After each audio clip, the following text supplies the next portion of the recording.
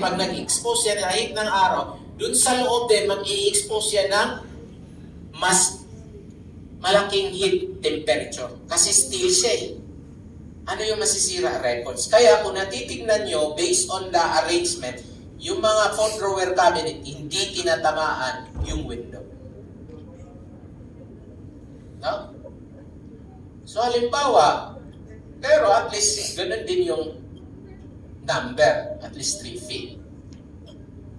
Basta what is being important na yung 4-drawer cabinet mo, hindi talaga tinatamaan directly under the heat of the sun. No? Kasi, pag tamaan yan, it will increase the number of heat once nandun na siya sa loob. Kasi, steel po yan eh. Lalong iinit yung records. Sino yung mali kawawa? Yung records po natin. No? Or ganito yung pagkaka-arrange. Ganito yung pagkaka-arrange ng iba. Now, we have the hollow square.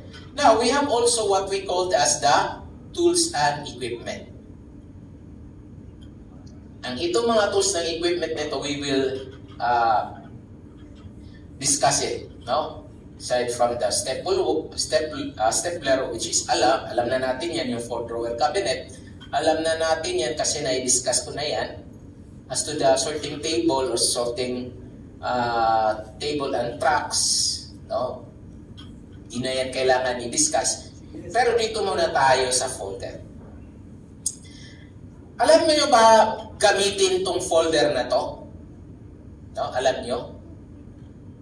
Yung iba kasi, nung dati kasi, hindi pa ako nagtatrabaho sa archives, hindi ko alam yung folder gamitin. Kung titignan nyo sa gilid nito, may 3 line po siya, di ba? 3 line. Ano po ba yung purpose nito? Eh wala lang, design lang po yan. Hindi, may purpose po yan. Sasabihin nyo, i-design lang po yan, sir. Design, para maganda tingnan. Hindi, may purpose po yan.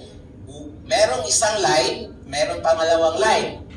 Now, pag yung isang dokumento is more than 50 sheets, you have to break the first line. Meaning to say, you have to fold the first line. Okay, tama po. Magiging ganito po yan. Lord, kasi tanggalin ko nga yung background. Ayan, makikita nyo, no? No? Yan. Pag more than 50, pag more than 100 na, you have to fold the second line. Second line. So, magiging ganito na yan yung folder natin sa gilid. No? Maging ganito. Pag more than 150, you should have to look for another folder. So, ganito na siya. No? Yan. Medyo makapal na siya dito. Kasi dalawa na yung fold.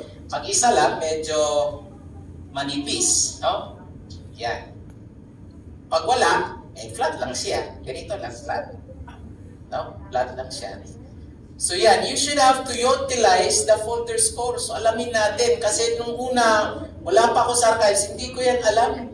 Dito lang ako nakalaman nung nag-attend ako nag-undergo din ako ng seminar on BRAM as new employee. So yan, alamin po natin. May function po yung mga folders natin. Tapos, ito, may function din to. Ito ilalagay natin yung record series. No? Pangalan na record, disbursement vouchers. Pag magsulat tayo dito, huwag yung longhand, dapat print.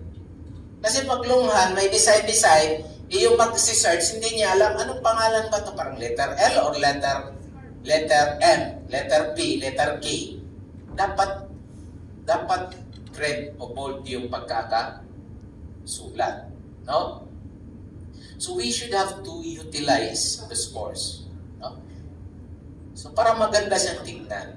No? Pero huwag natin o-overcrowded yung mga folders po natin. Pag lumagpas ng 150 sheets, kuha na tayo ng ibang folder. So yan. Pupunta naman tayo sa servicing the file. So sabi daw, pag may manghirap ng ating records, or yan po yung tinatawag nating servicing the files, dapat meron daw tayong tinatawag na requisition or charge out procedures or follow-up device.